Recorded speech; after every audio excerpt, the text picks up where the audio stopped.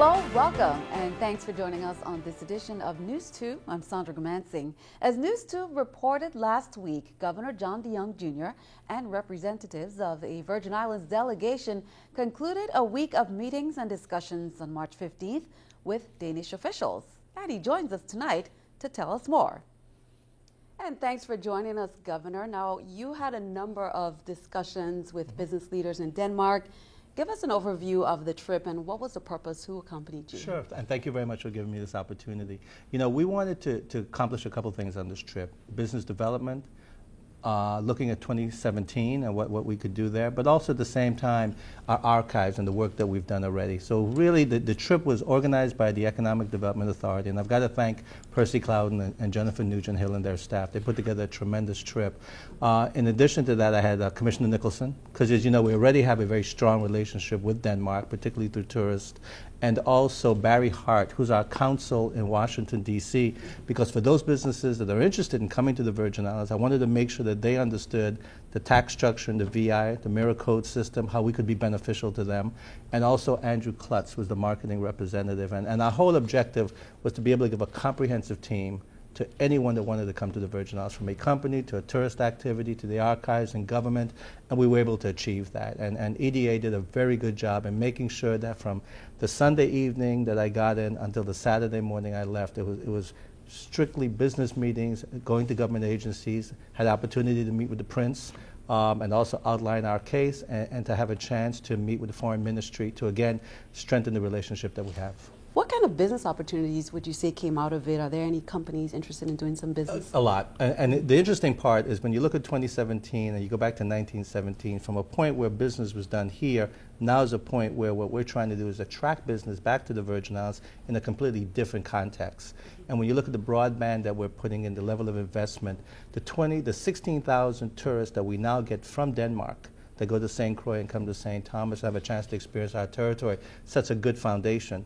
But we had companies that were interested in transferring technology to the Virgin Islands that are looking at the Virgin Islands not just as a place to do business, but also as their jumping off point to the Caribbean and to South America. And what was very interesting, and it's actually something I think we can use to our advantage, is they said that we're in the right location. We're in the right time zone. Our time doesn't change. So for a company for Europe that wants to do business in the United States and in Europe, being in the Virgin Islands gives them a competitive advantage with respect to time and to location, and also the ability to outreach. So we had high-tech companies that are looking at software manufacturing. We had a reservations company that's looking at our location to expand into Latin America.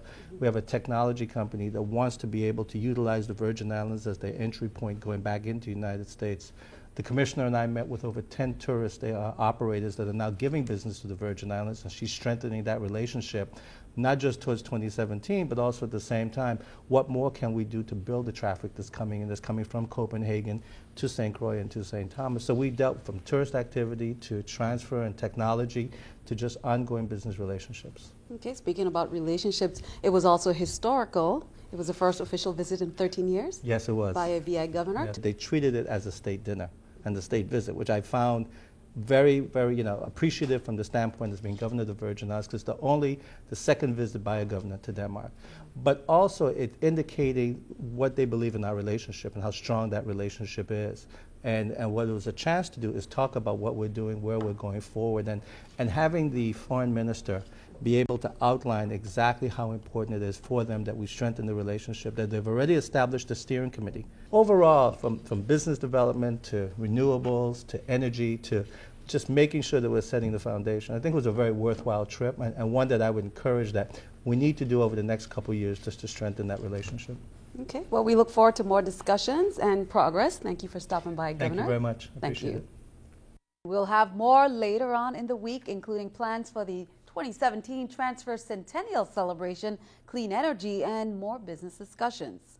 Well, drivers hoping for a break with road construction may have to wait a little while longer. With several different agency construction projects underway, Government House has launched a consolidated information release to notify drivers about traffic changes to help drivers plan ahead. News 2's Erica Bivens has details.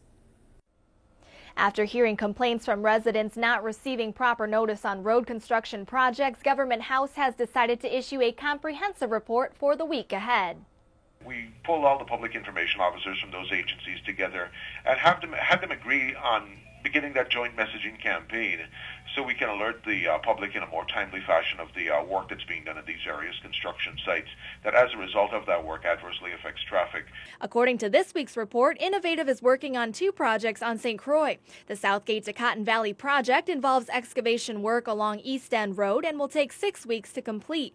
Meanwhile, the Scion Farm to Christiansted project continues through April 5th as crews are installing fiber optic cables along the Queen Mary Highway. No projects on St. Thomas or St. John will affect traffic flow. Over to the Water and Power Authority. For the Charlotte-Amalie Hazard Mitigation Project, WAPA is excavating and installing a manhole in front of Foot Locker. However, most of that work is completed at night with no traffic affected.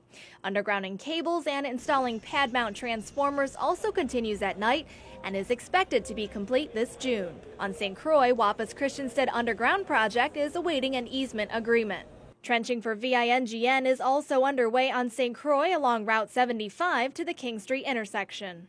And finally, Waste Management Authority is advising residents of nightly lane closures from 7 p.m. to 5 a.m. This week, Queen Mary Highway will be reduced to 1 lane from Cuesta Verde Condos northward to the intersection by Golden Rock Shopping Center. And that's the latest from this week's report. Sandy? Schedules may be modified at any time. Drivers should pay attention to signs and use alternate routes if possible. You can also receive updates at vialert.gov. How the internet is shaping the future. That was the topic of a speech given by Dr. Peter Schultz at the American Advertising Federation of the U.S. Virgin Islands Popular Speaker Series luncheon that was held on Friday at Room with a View restaurant. Dr. Schultz is an executive board member of the Virgin Islands Next Generation Network, or VINGN, and a co-inventor of fiber optic technology. He gave an update on the territory-wide trench work. The event also featured the installation of the 2013 Executive Board of the American Advertising Federation, USVI, which is returning President Lisa Jamil, First Vice President Marcus Brown, Second Vice President Anson Sleegar, Immediate Past President Kevin Hughes, Treasurer Stanford Maines, Secretary A.C. Burgess, Directors Marcus Monrose, Yvette Delablanc, and Vernon Arujo. Well, the St. Croix District Board met Monday morning for a special meeting to talk about a replacement for the St. Croix Deputy Elections Supervisor James Weber, who resigned abruptly last week, leaving the St. Croix elections system without any leadership. The board opted to discuss a replacement during Monday's meeting. News 2's Erica Parsons has more. The St. Croix District Board voted 3-2 Monday morning to recommend a candidate for the St. Croix Deputy Election Supervisor position vacated by James Weber III last week. District Chair Delbert Bryan gave board members a copy of a resume for retired Colonel Caroline Fox and gave them the opportunity to review it. Bryan asked each board member in turn what they thought. While they all agreed that Fox's resume was impressive, member Raymond Williams was concerned that the position had not been posted and that they were overlooking interested internal employees first. I personally, like I said, I'm no problem for the person. I know the person very well, but I don't think that we need to go outside this office to seek someone to fill a temporary position. Member Rupert Ross reminded the district board that they didn't have the power to hire a replacement, only to make recommendations to the joint board. Member Roland Molinar said he would support Fox if the board has that authority. The sound that we need somebody, no. Got so many things that we have to take care of. Bryan said the elections employees have not been cooperative and he hadn't been made aware of any interest. As the chairman of the board, I believe I have the responsibility to act swiftly enough. We can't continue to dwindle the staff and to do it in a way that somebody in this office is qualified or interested. I think they had more than reasonable and sufficient time. Williams made a motion to nominate the St. Croix District Board Secretary Tricia Johnson for the temporary position of Elections Deputy Supervisor, which failed. The board instead voted to recommend Fox to the joint board for consideration. Erica Parsons, News 2.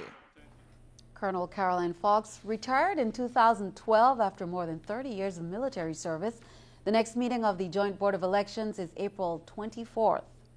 On Thursday, Her Majesty's Credit Union founder Stan McDuffie, who also goes by Stan Robertson, pleaded not guilty to charges of obtaining money by false pretenses, conspiracy, embezzlement, and violating the territory's anti-racketeering statute. McDuffie was represented by Public Defender Carol McDonald Thursday in the VI Magistrate Court. Although Public Defender Samuel Joseph will handle his case, McDuffie also requested a speedy jury trial through his defender. The VI Justice Department began an investigation after the credit union abruptly closed last February. Their findings revealed HMCU was uninsured and unregulated. Well, this time tomorrow, the issue of same-sex marriage will be in front of the nation's highest court. This week, justices will hear arguments on two cases that could define marriage for the nation. Randall Pinkston is outside the Supreme Court with a preview.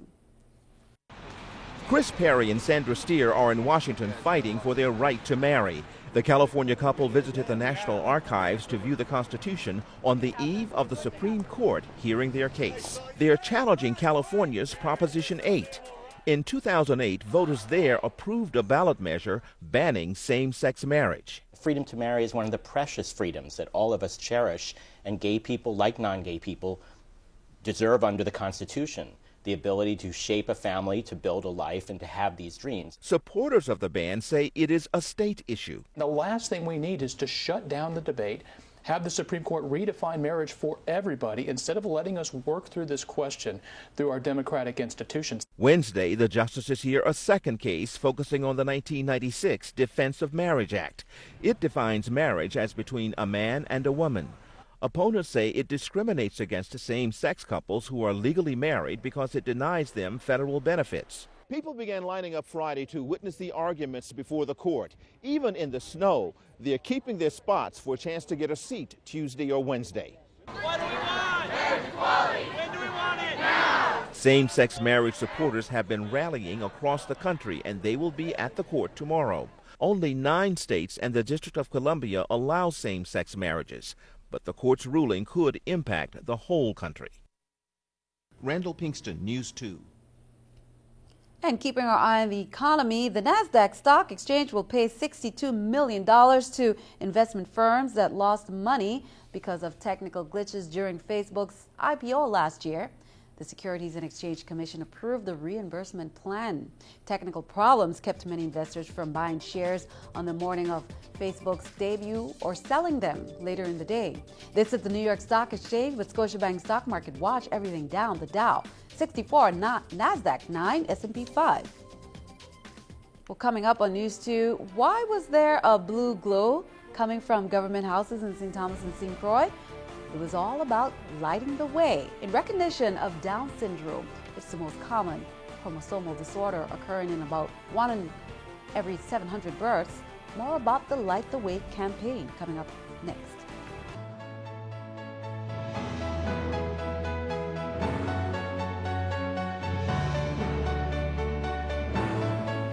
World Down Syndrome Day was celebrated last Thursday, and in recognition of the fact the territory's government houses were lit in blue Thursday night. It's part of the 2013 Light the Way campaign, and Governor DeYoung ordered the territory's government houses to be bathed in blue, as many other public landmarks across the nation were. The brilliant blue lights were seen from a distance at both the Christiansted Government House in St. Croix and on Government Hill on St. Thomas. First Lady Cecile DeYoung teamed up with other spouses.